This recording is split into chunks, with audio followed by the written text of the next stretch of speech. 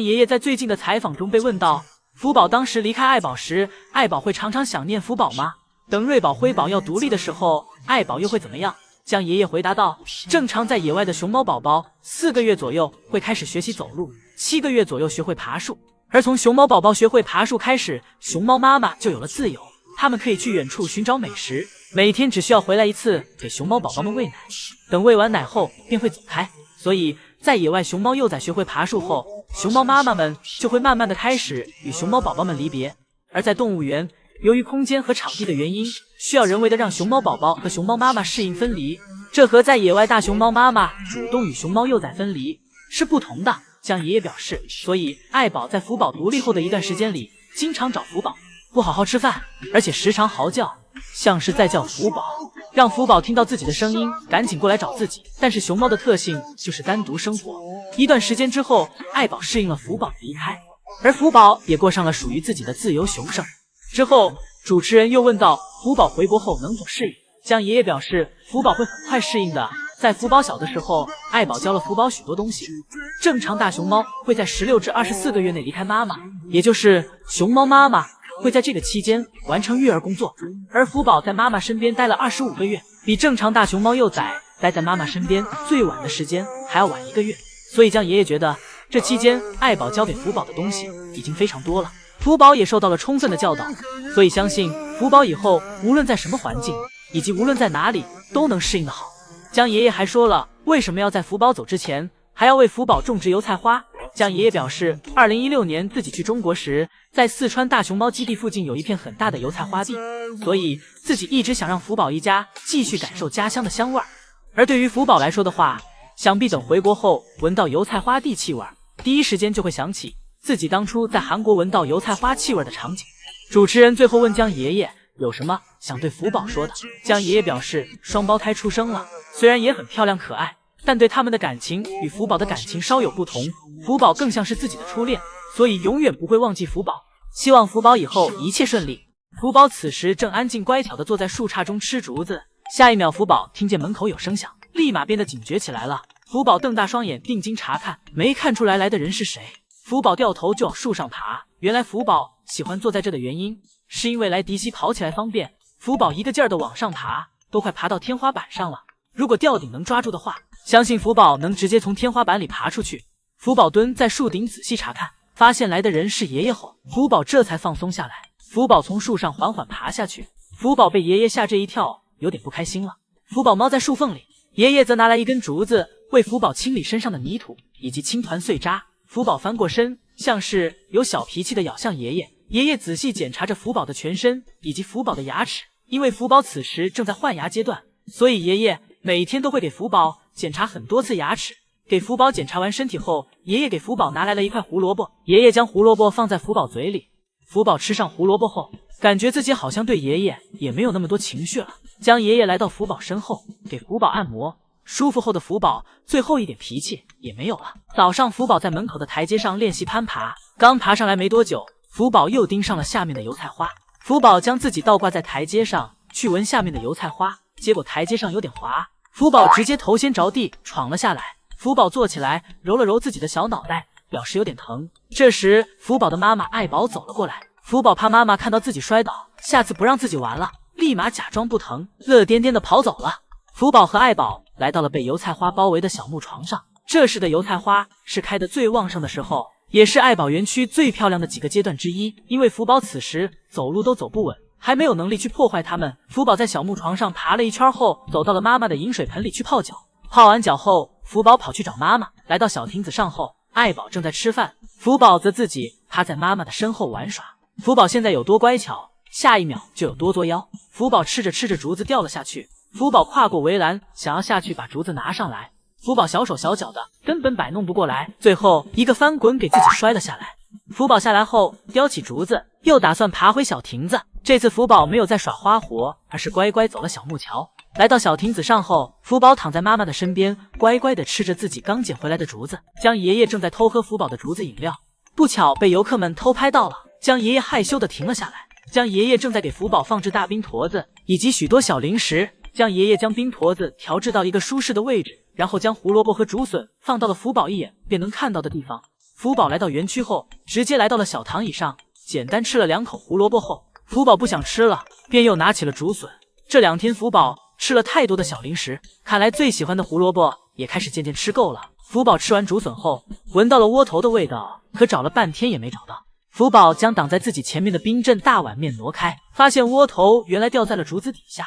福宝将窝头捡起来，开心的吃着。今天小木床上的玩具实在太多了，福宝一时都不知道玩什么了。福宝索性躺了下去，表示自己全都要玩，但结果不小心把冰坨子推到地上了。福宝又抱起冰镇大碗面，看福宝将冰镇大碗面抱在怀里的样子，真的太可爱了。但由于福宝要将玩具全部玩一遍，所以并没有宠幸大碗面很久。福宝来到自己的小泳池，福宝在小泳池里找寻着什么。经过福宝的不断探索，还真让福宝找出了点东西，是一根竹笋。吃完竹笋后，福宝再次来到小泳池前查看，但这次泳池里真的没有了。但福宝也吃饱了，刚好到了下班点，爷爷喊福宝回家。爷爷来到园区，将福宝的冰坨子进行收拾，因为大冰坨子开始融化了，爷爷怕福宝弄湿身体后不舒服，便将冰坨子都放到了福宝的泳池了。等福宝休息完回来时，发现自己的冰坨子不见了，便到处寻找，直到在小泳池里发现了自己的冰镇大碗面，福宝才意识到自己的大冰坨子可能都融化在泳池里了。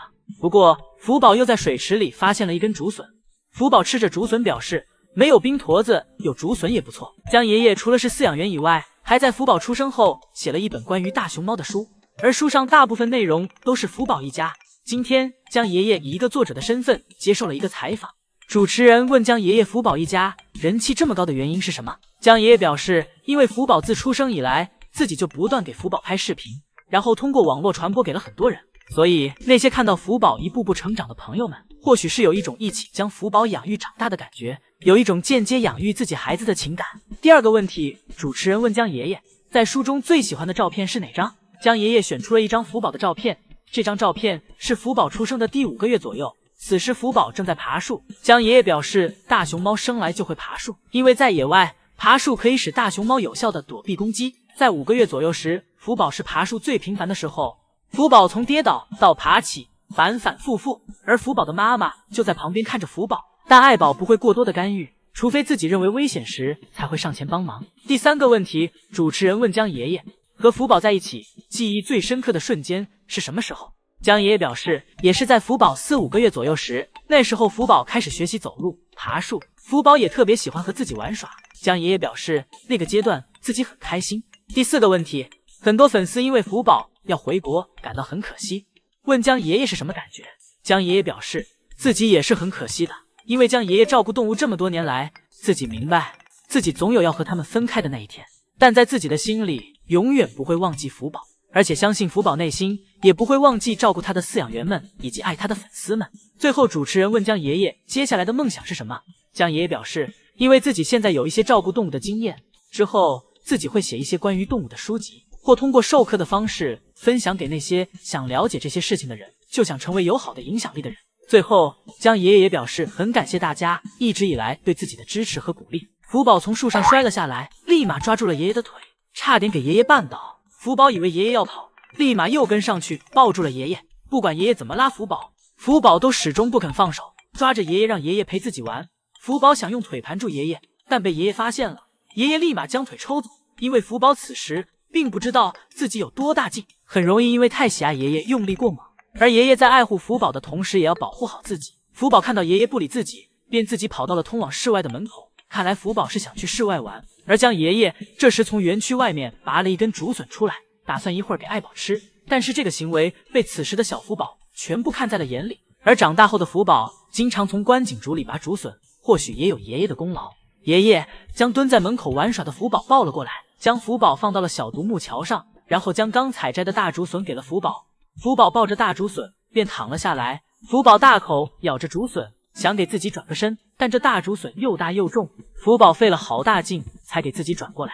爷爷看福宝抱着竹笋啃的样子很可爱，忍不住的和游客一起掏出手机给福宝拍照。而最后福宝过于沉浸在竹笋里，一不小心从树上摔了下来。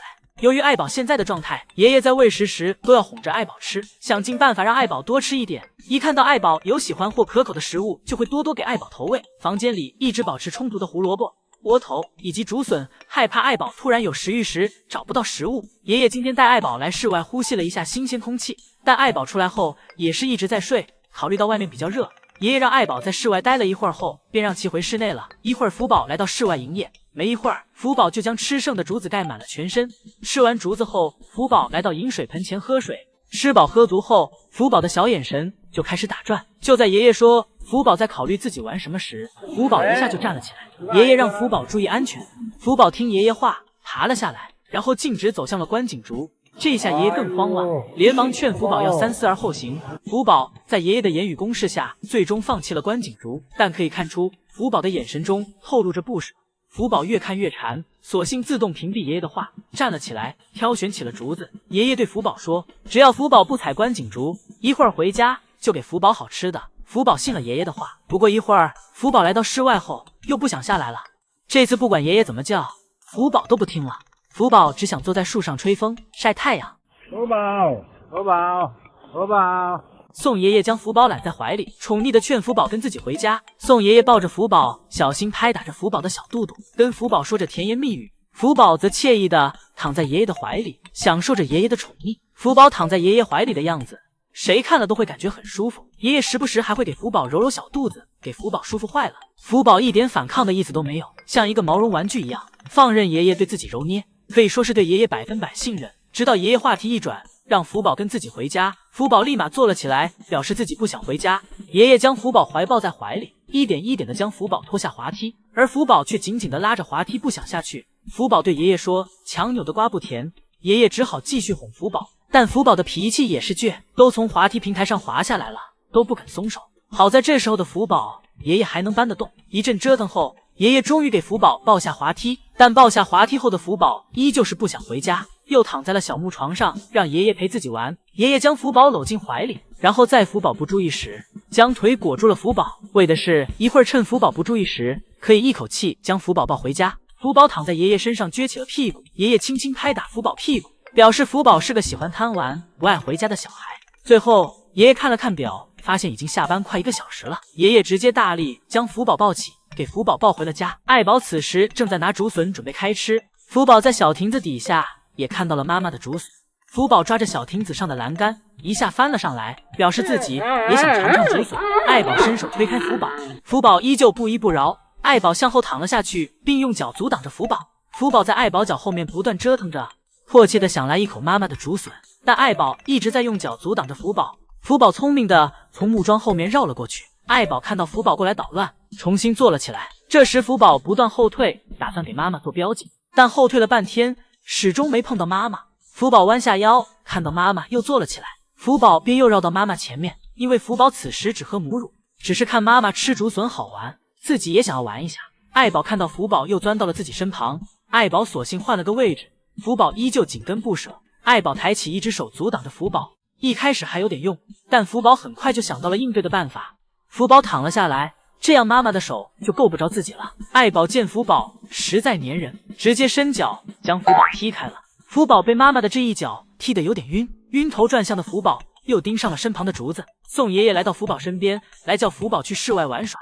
爷爷跟福宝商谈好后，提前来到门口等福宝出来，但爷爷来到门口后迟迟不见福宝的身影。爷爷蹲在门口不断的哄劝着福宝，或是敲击门口产生声响来吸引福宝，但依旧是没有动静。直到爷爷转身离开，福宝才走了出来。爷爷坐在小木床上等着福宝。福宝来到小木床上后，爷爷拿出了自己早已准备好的小零食递给福宝。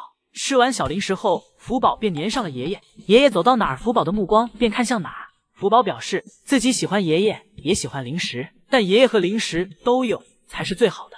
福宝乖巧的坐在爷爷身边吃着零食，爷爷在旁边宠溺的为福宝清理着吃在嘴上的食物残渣。一会儿，爷爷手里的零食都投喂完了，拿了根竹子递给了福宝。福宝也不挑，不会因为吃多了零食就不想去吃竹子，而是竹子和零食都喜欢。福宝吃完竹子后，来到园区下面玩耍。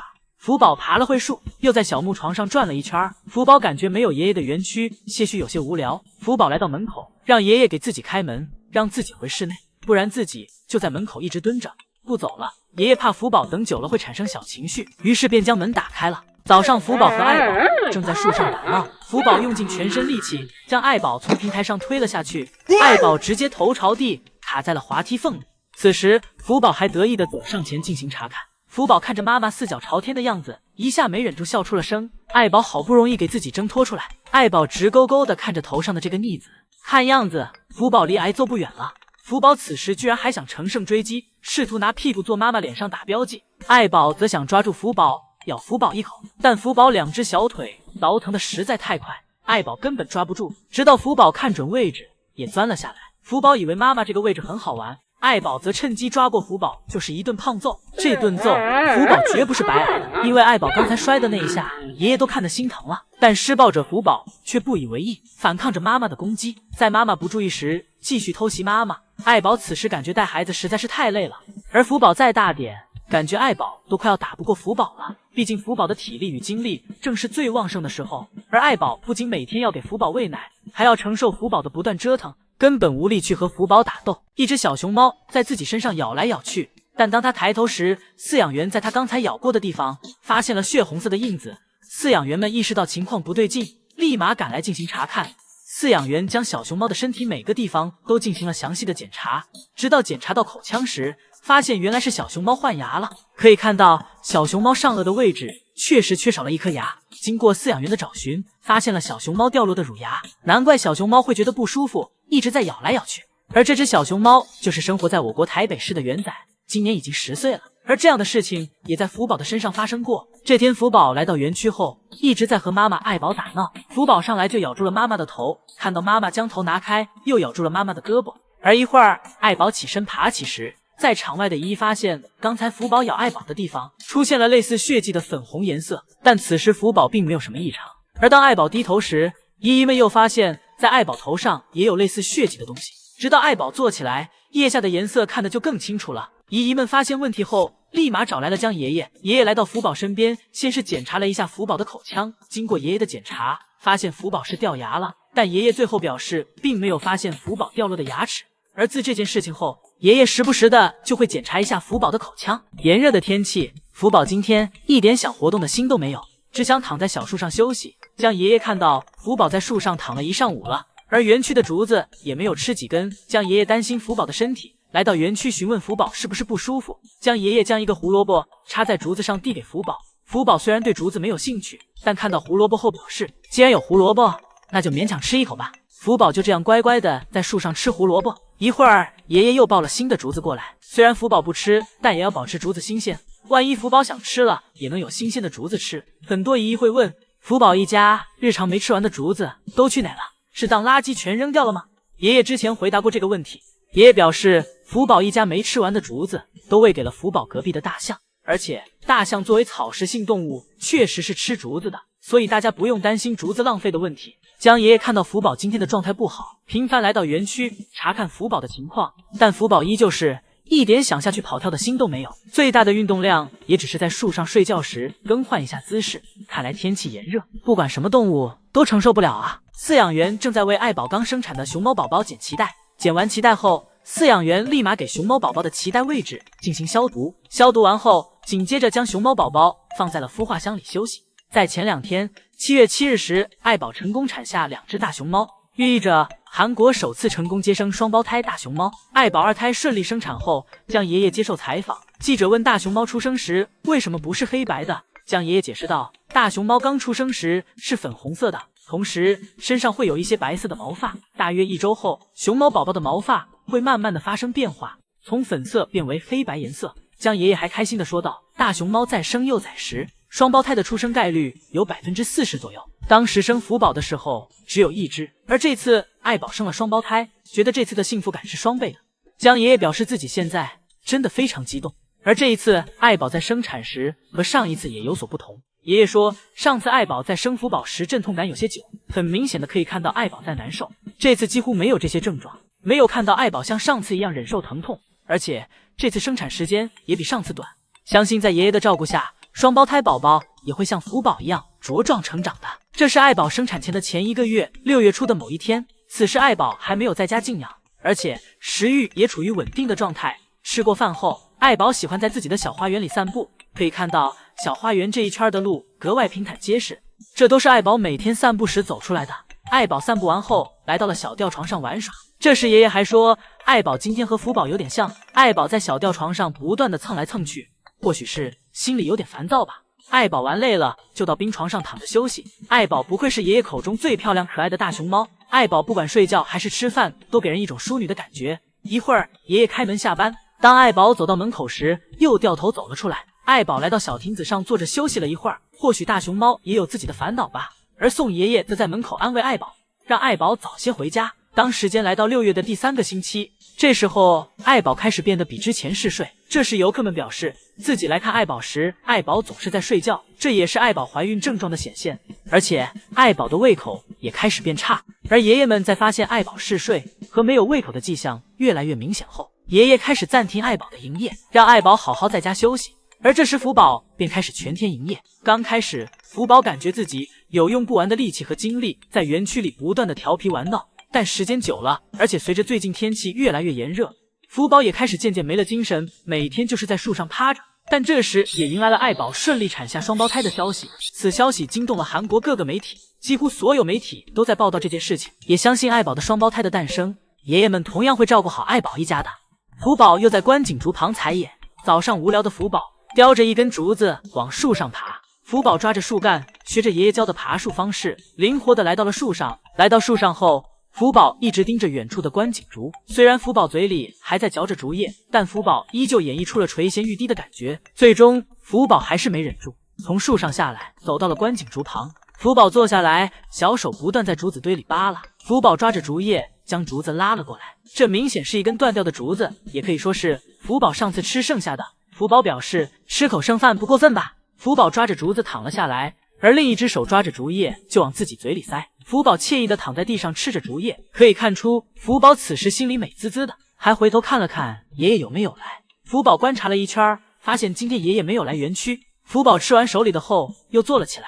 福宝挑拣着鲜嫩的竹叶，给自己塞了满满一嘴，直到将竹子上吃的没有令自己满意的竹叶时，这才停手。但这根竹子已经完全折断了，看样子是无法拯救了。福宝吃饱后，又爬回了小树上，打算再来个美美的午觉。福宝此时正躺在妈妈爱宝的竹子上，爱宝此时过来想吃竹子，福宝试图用小手阻挡妈妈，甚至看到妈妈越靠越近，还换了一只手。此时爱宝并没有理福宝，爱宝好不容易抽出一根竹子，福宝又搞上了顺手牵羊。爱宝心中默念自己生的，忍了。没有了竹子的爱宝只能再从福宝屁股下面抽竹子，但福宝依旧没有要抬屁股的想法。爱宝用力一抽，福宝也跟着过来了。爱宝被福宝折腾坏了，爱宝费尽千辛才吃上了竹子，而福宝此时已经吃饱了，跑去玩耍，转了一圈，发现没什么好玩的后，又来折腾妈妈。福宝踩着旁边的小树，一下骑到了妈妈的头上。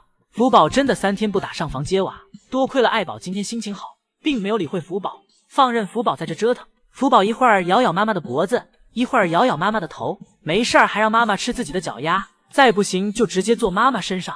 这调皮的福宝一个就够自己受的了。而现在爱宝又一次生了俩，等这俩双胞胎长大后，爱宝不得累坏了。宋爷爷正在挠福宝的小脚丫，福宝灵活地躲避着爷爷这罪恶的小手。此时福宝表示，爷爷你能不能成熟一点。爷爷看福宝把脚藏了起来，又盯上了福宝的尾巴，尾巴完事又要和福宝的小手玩，反正宋爷爷就是闲不下来。之后又拿出小零食诱惑福宝，福宝都馋得流哈喇子了，爷爷就是不给福宝放嘴里。福宝吃上小零食后，开心地荡起了小脚丫。爷爷试图用胳膊和福宝击掌，福宝养成调皮的性格，宋爷爷有很大的责任。宋爷爷一会儿站得有点累了，想让福宝下来陪自己玩。宋爷爷拿出小零食诱惑福宝，福宝看着爷爷手里的零食犹豫不决，心想这到底是谁看谁啊。最后福宝没扛得住零食的诱惑，从树上爬了下来。宋爷爷坐在旁边树枝上，等待着福宝从树上一点一点的滑落。一会儿福宝坐在爷爷身边，爷爷喂给福宝一块小窝头，看福宝和爷爷排排坐的样子实在太有爱了。爷爷拿出小零食，试图一点一点的将福宝引到小亭子上。爷爷看到福宝这乖巧的样子，露出了满脸的宠爱，想必爷爷也快被福宝萌化了吧。最后爷爷拿出胡萝卜，引诱福宝到小亭子上去。福宝发现自己现在无法直接钻过去了，便绕了一圈来到了小亭子上。看福宝这乖乖吃胡萝卜的样子，真是太可爱了。宋爷爷正在拍摄福宝拉青团的画面，爷爷看着福宝铲青团的样子，想起了福宝第一次拉青团的时候，爷爷在旁边给福宝回忆着小时候，这让正在拉青团的福宝困意都上来了。福宝趴下伸了懒腰，爷爷走到福宝身后查看福宝有没有拉完，福宝害羞的用脚给踩住了，画面有点太美，爷爷就没给大家细看。爷爷让福宝回家再睡，而福宝表示自己现在不想回家，又给自己换了个位置，爬到了小亭子下面，只留了个屁股在外面。最后将福宝哄回家后，爷爷来到了孵化室。此时在孵化箱的是老二，爷爷表示前2天我们国家的大熊猫饲养专家去教了他们如何照顾刚出生的大熊猫幼崽，而宋爷爷现在要做的是辅助熊猫宝宝排便。爷爷学着我国专家的样子，先在孵化箱放置好准备的物品，然后轻轻拿起老二。爷爷用棉球轻轻拍着老二的屁股部位，在爷爷轻轻的拍打下，可以看到有黄色液体不断流出。一段时间后，爷爷看到不再有黄色液体流出后，便开始给老二擦屁股。擦完，爷爷还给老二屁股以及脐带位置进行了消毒。最后忙完，将老二重新放回了小被子里。之后，爷爷拿着盛有黄色液体的培养皿进行重量测量。数据显示，老二这次一共拉了2颗大便。照顾完宝宝，爷爷来到储存竹子的仓库，为爱宝准备食物。这些都是特意为爱宝准备的血竹，爷爷只挑选新嫩的地方。爷爷来到爱宝房间，先是给爱宝喂了下水，然后便开始手把手喂饭。爷爷看到爱宝胃口还不错，心里也很是开心。爱宝一边吃着竹叶，还不忘给自己的宝宝舔舐身体。爷爷夸赞爱宝很负责任。爷爷问爱宝知不知道自己生了2个熊猫宝宝。爷爷怕爱宝一直哺育单个宝宝，怕爱宝忘记自己是有2只宝宝的。爷爷看着爱宝舔舐着熊猫宝宝的样子，心里都快乐开花了。除此之外，爷爷还分享了前2天给爱宝庆祝10岁生日时的视频。爷爷用可食用的涂料在自己雕刻的10岁生日 logo 上进行了颜色填充。爷爷先是拿着 logo 去和福宝分享了妈妈生日的消息，之后又去找了乐宝。爷爷让乐宝说几句祝福自己妻子的话，乐宝似乎是在隔空做标记，表达着自己对爱宝的喜爱。最后，爷爷来到爱宝房间，表达着自己对爱宝的祝福。福宝的突然发疯吓了妈妈爱宝一跳，爱宝吓得都将头埋起来了，而福宝从滑梯上摔下来，也好像是摔清醒了。母女俩神同步的低着头。一会儿，爱宝回头问福宝刚才是怎么回事，而福宝表示没事，只是想拉青团了。福宝趴在小木床上，惬意的拉着青团。爱宝还上前亲了亲福宝。此时刚拉完青团的福宝又饿了，钻到妈妈怀里想吃奶，而爱宝此时想休息，不想喂奶。调皮的福宝生气的将脚踢在了妈妈身上，爱宝则反过来就咬了福宝一口。虽然爱宝的动作幅度大，但并不会真的咬福宝。看福宝被咬后惬意的给自己挠痒的样子，就可以看出来，挠完痒福宝又爬到了妈妈身边，表示自己就想和妈妈贴贴，没有别的意思。作为福宝妈妈的爱宝当然知道福宝的小心思。最后爱宝被福宝一个虚晃，还是被福宝得逞了。一会儿爱宝看到福宝不吃了，以为是福宝吃饱了，谁知爱宝刚躺下，福宝又要过来，爱宝急忙躲闪。一会儿爱宝和福宝并排了，看福宝和爱宝这一起挠痒的动作，简直神同步。福宝在爱宝身边不断的翻滚折腾，表示自己还想吃奶。爱宝无奈只能坐起来，继续给福宝吃。今天爷爷在家照顾坐月子的爱宝，而福宝则是由福宝的姨姨来照顾。姨姨特意给福宝拿了大块的窝头和胡萝卜。一会儿，福宝走出通道门，从小亭子底下钻过，然后来到小亭子上面。到了小亭子上后，福宝一眼便看到了今天的窝头。最近福宝有点挑食了。福宝吃完窝头后，竹子一点也没吃，直接来到了躺椅上，吃姨姨另外准备的胡萝卜。胡萝卜吃完，福宝又简单吃了几口竹子，便来到小树上了睡觉。此时韩国正在下大雨，所以福宝无法去室外，只能往返于房间和室内园区。虽然活动空间比较小，但福宝一直都是很乖巧的。福宝趴在树上没有困意，便又来到了小树下方。福宝趴在树干上，看着来来往往的游客。福宝看着游客们穿着5颜6色的衣服，一时入了神。福宝看了看游客，一会儿又抬头看了看天花板，似乎在福宝小小的眼神里看出了烦恼。福宝呆坐了一会儿后，来到了草堆里铲青团。或许是福宝最近有点缺乏安全感，所以青团都是铲在了比较隐秘的地方。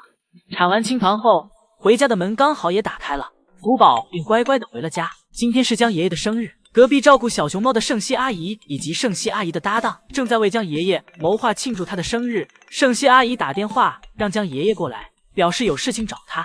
就在饲养员们都以为江爷爷会从工作门出来时，江爷爷却绕后了。江爷爷的出现反吓饲养员们一跳。爷爷接过蛋糕，顺便对穿着玩偶套装的工作人员表示感谢。里面该不会是送爷爷吧？而这次江爷爷的生日，爱宝乐园还特意为江爷爷准备了专属的纪念奖杯以及明信片，奖杯上还印有江爷爷的帅气照片，而明信片上的则是原图。江爷爷拿着礼物对园区以及粉丝朋友们表达感谢。而今天虽然是爷爷的生日，但爷爷也没忘和福宝一家去分享喜悦。除此之外，爷爷收到消息，由于福宝一家的人气火爆，韩国地铁口的广告牌上都换成了福宝一家的照片。爷爷来到地铁口查看，硕大的屏幕上写着祝福福宝一家生日快乐。爷爷看到后激动坏了，连连夸赞很棒，还试图和广告上的福宝一家打招呼。最后爷爷还开心的和广告牌来了一张合影。福宝此时刚吃完饭，正在此处张望，想着自己玩点什么好。福宝东瞧瞧西看看，好在一会儿爷爷喊福宝回家，福宝这才恢复开心的心情。下午福宝从室内休息完出来，福宝径直来到了小躺椅上。福宝熟练的拿起小躺椅上的胡萝卜吃了起来。由于刚才在室内福宝已经吃饱了，所以福宝吃完胡萝卜后对小躺椅上的竹子并没有什么兴趣。福宝来到观景竹前转了一圈，还打了个滚儿，之后又在冰床上打了个出溜滑。活力满满的福宝便开始在园区闲逛。福宝爬到小树上转了一圈，又回到了小躺椅上，发现室内园区已经没什么好玩的了。福宝来到通往室外的门口，但此时外面正在下雨，爷爷怕福宝出去不安全，便没有给福宝开门。烦躁的福宝从通道门口一直滚到了小躺椅上，一共7个翻滚。翻滚完，福宝依旧活力旺盛，又爬到了树上。之后福宝又从树上滑到了冰床上，又从冰床上来到通往室外的门口。之后福宝还检查了一下观景竹，直到爷爷叫福宝回家，福宝这才打消了心中的烦躁与不满，开开心心的跑向了爷爷。